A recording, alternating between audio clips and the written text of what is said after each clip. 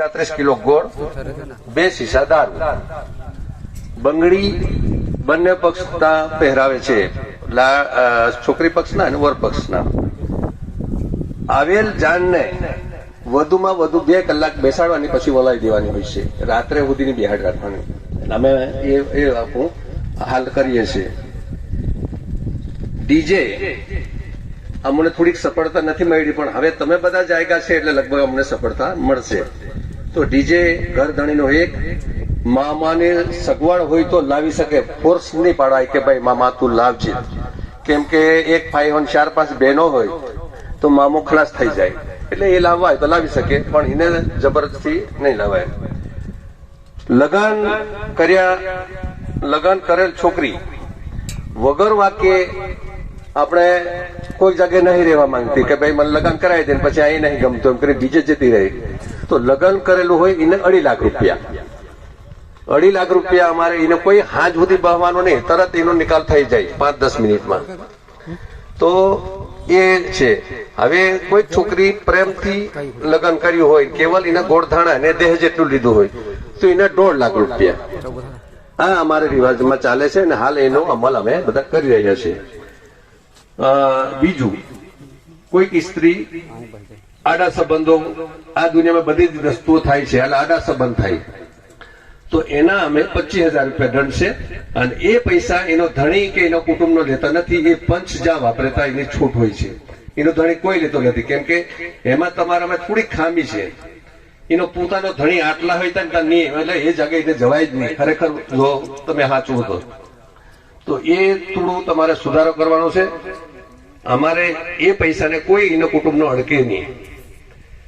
બીજું, કુંવારી છોકરી પોતાની મરજી મુજબ અજાણ્યા વ્યક્તિ સાથે નાસી જાય તો એને પરત લાવવાની કોશિશ કરી, અગર નહીં જ માને તો એનું દેશ 50,500 રૂપિયા દંડ કરે દેશ લે છે.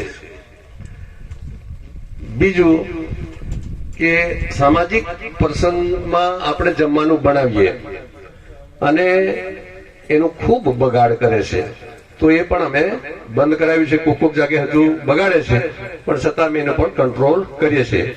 એક જમાનો એવો હતો કે કુદરી રાંધે ત્યારે કોઈ મહેમાન આવે ત્યારે કુદરી રાંધતા હતા, આપણને ખાવા મળતી નથી. આજે એ કુદરી રાંધી ચોકટાના ઉપર આખી રાત ડીજે ને સાધન હશે આપણું, એ તો ધન ખોટો હતો, એટલે અમે એના પર થોડી ધ્યાન આપીએ. આદિવાસીની છોકરી કાઠિયાવાડ તરફ અમુક લોકો આપે છે. હવે એના અમે એ રીતે બંધ કરાવ્યું કે એ લોકોને કુટુંબમાં બીજી છોકરી આપણે સમાજને નહીં આપવાની, એટલે બે જગ્યાએ અમે એને અટકાવ્યા છે. છોકરી એમને આપી દઈએ છે, પણ એ લોકો પટેલે આપણે છોકરી નહીં આપતા. અને ત્યાં કે બધા પટેલો નહીં લીધતા, ત્યાં બીજી ઘણી જાતિના છે લીધાય છે, એટલે આપણી છોકરીને ત્યાં આહિત થાય છે. એટલે એને પણ આપણે કંટ્રોલ કરીએ છીએ.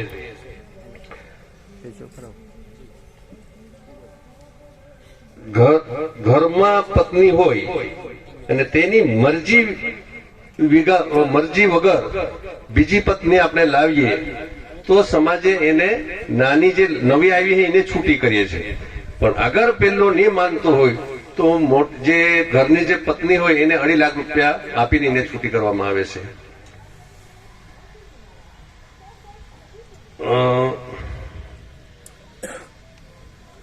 છોકરી છોકરા પ્રેમમાં પડી નાસી જાય છે, જયારે એને પરત લાવવાની કોશિશ કરીએ ત્યારે કોઈ કોઈ દવા પી લે, ફાંસો ખાઈ જાય, આવા બનાવો ઘણા બધા બને છે.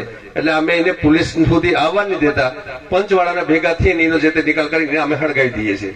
એટલે આ અમારા કાયદા છે, આ રીતનું અમે પાલન કરીએ છીએ. ડીજેમાં અમને જો એવી સફળતા નહીં મળતી, પણ તમે જે નક્કી કરશો એ અમે પણ માન્ય રાખીશું. આ અમારા કાયદા છે. હાલની તબક્કે કોઈ પણ ઝઘડો હોય અમે ફોન પર નિકાલ કરી દઈએ છીએ, ફોન પર કે ભાઈ આનો કેવી રીતનું છે કે આનું છે, તો એને આટલા દંડ આપી દો, તમે લેજો. 2 માણસ નિકાલ કરી દે. આપણે બધા કેવું કરીએ, પોલીસ સ્ટેશન આખું થાળું થાળું ઉતરી જઈએ, હાજ સુધી વાતો કરીએ, પેલો 60 કે કયો 35 કે પછી હાજે ઠાલા ઘોર જઈએ. પહેલા આગેવાનોનું કોઈ જિંદગીમાં છાપરા બન્યા નહીં, ઘોરું નહીં બન્યા, એને એ હરો જડે એનાથી વિશેષ કઈ નહોતું. એટલે હાલના કાયદા જે બનાવ્યા છે ખૂબ સારા છે.